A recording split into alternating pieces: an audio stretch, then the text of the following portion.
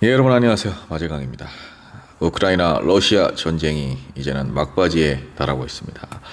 이번 전쟁을 어떻게 보느냐, 크게 두 가지 시각으로 나뉩니다. 러시아 입장에서 보면은 우크라이나의 나토 가입 시도 자체가 동유럽의 군사적인 긴장감을 불러오는 행위고 러시아 안보에 위협적인 행위며 결국에는 나토의 동진을 막기 위해서 러시아가 전쟁을 할 수밖에 없었다. 그런 선택권밖에 없었다.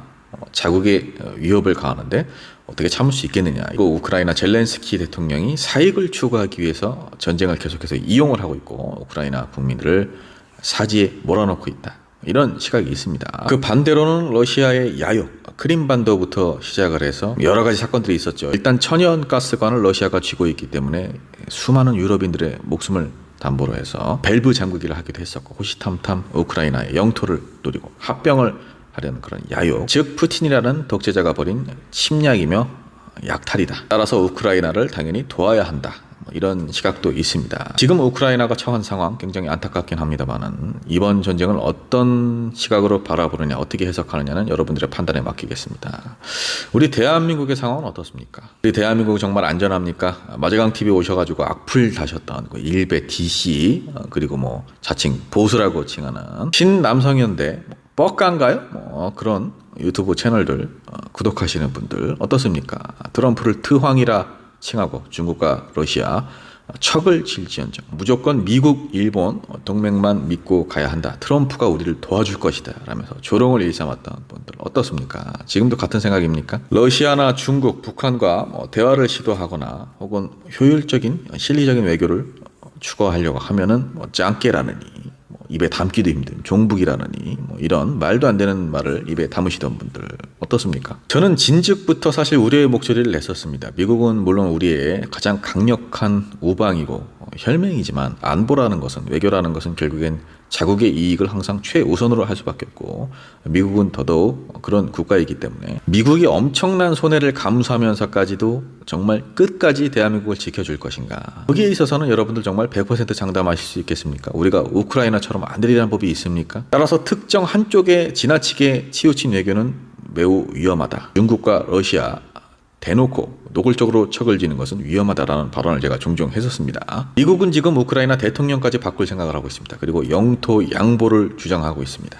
결국 지금 이 흐름대로 간다면은 젤렌스키 대통령이 만약에 끝까지 거부할 경우, 미국의 요구를 거부할 경우 정권은 미국의 의도대로 바뀔 수밖에 없을 것이고 우크라이나 정권이죠. 그리고 러시아에게 뺏긴 우크라이나의 영토는 그대로 러시아에게 넘어갈 것이고 유럽, 미국 군대, 외국의 군대가 우크라이나 영토에 주둔을 하겠죠. 물론 주둔 비용은 무료가 아닐 것입니다. 미국과 러시아는 경제적 이익이라는 연결고리가 있습니다.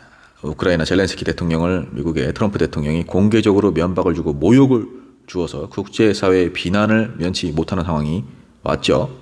그렇다고 하더라도 미국은 우크라이나의 입장을 고려하지 않을 겁니다. 전쟁을 종결하고 경제적 이익까지 더해진다면 미국의 트럼프 대통령은 우크라이나의 입장을 끝까지 고려하지 않을 것이라는 거죠. 이미 러시아에 대해서 미국이 했던 제재들, 경제 제재들, 주로 이제 에너지 기업들을 통해서 했던 제재들 완화하려고 하는 움직임을 보이고 있습니다. 유럽이 아직까지는 반발을 하고 있지만 결국에는 물러날 수밖에 없습니다. 미국 뜻대로 따라줄 수밖에 없습니다. 왜냐?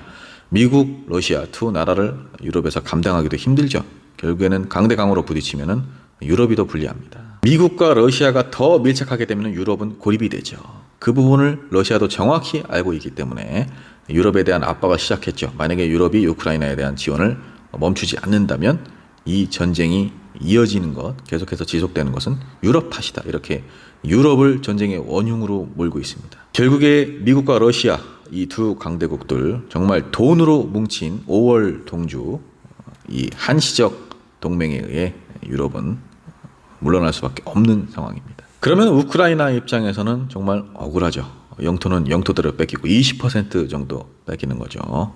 수많은 국민들이 전쟁 중에 사상당했으며 광물 내줘야 되고 정말 막대한 전쟁 비용 감당을 해야 됩니다. 이제는 포기했던 핵을 다시 운용하려고 해도 운용할 수가 없습니다. 돈이 없는데 어떻게 운용을 합니까? 그래도 어쩔 수 없이 젤렌스키 대통령은 울며 겨자 먹기로 굴복을 할 수밖에 없습니다. 러시아 규탄 결의안 미국은 반대를 했습니다. 대서양 동맹이 흔들리고 있습니다. 러시아와 중국은 미소를 짓고 있고 한국과 대만은 웃을 수 없는 상황이 되어버렸습니다. 당장 우크라이나 다음에는 우리 차례가 될 수도 있습니다. 미국과 북한이 회담을 한다면 우리는 철저하게 배제될 수 있죠. 더욱이 지금처럼 북한과의 관계가 완전히 단절된 상황이라면 우리는 정말 이 회담을 지켜볼 수밖에 없는 그런 입장입니다. 한반도의 안전에 관한 문제인데 우리 대한민국을 빼고 저들끼리만 논의를 할 수 있다는 거죠. 그리고 또 하나, 지금의 이 긴장감들, 국제적인 상황을 이용하려고 하는 나라가 있습니다. 일본이죠. 일본의 평화헌법 개정되지 않으리라는 보장이 있습니까? 일본은 계속해서 동북아의 평화와 자국의 안보를 위한다는 구실로 재무장을 시도를 해왔습니다. 러시아는 이미 일본을 압박하기 시작했습니다. 일본의 대러 제재 동참, 러시아는 그냥 넘어가지 않을 것입니다. 그러면 일본 자국의 여론도 바뀔 수가 있죠.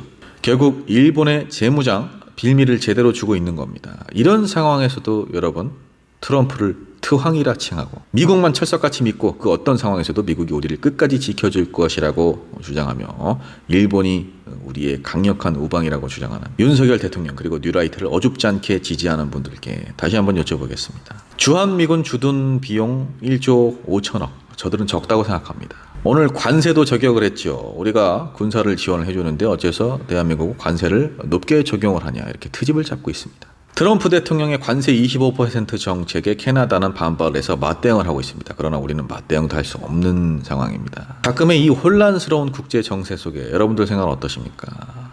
지금 이 상황에서도 윤석열 그리고 국민의힘이 계속해서 정권을 이어가야 된다고 생각합니까? 아니면 이 혼란스러운 국제 정세 속에 뚝심 있고 강단 있게 실용적인 외교를 추구하며 우리 대한민국의 실리를 가져다줄 이재명 같은 인물이 대통령이 되는 게 맞다고 생각하십니까? 저는 이재명만이 이 위기를 극복할 수 있는 인물이라고 생각합니다. 여러분들의 생각은 어떠십니까?